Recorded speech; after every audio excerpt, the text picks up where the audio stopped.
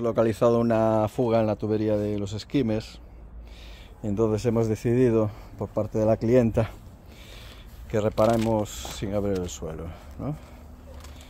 Aquí ya tenemos la sonda metida y la escobilla dentro de la tubería, ¿vale? Y ya está echándole epoxi y estamos encamisando, ¿de acuerdo?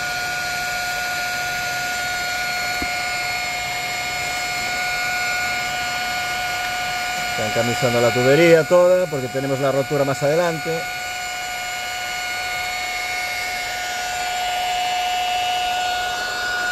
Tenemos la máquina de encamisado,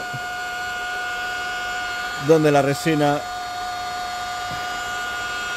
se está inyectando en la cubeta y de la cubeta pues se está pasando a la bomba y de la bomba la está inyectando dentro de la tubería.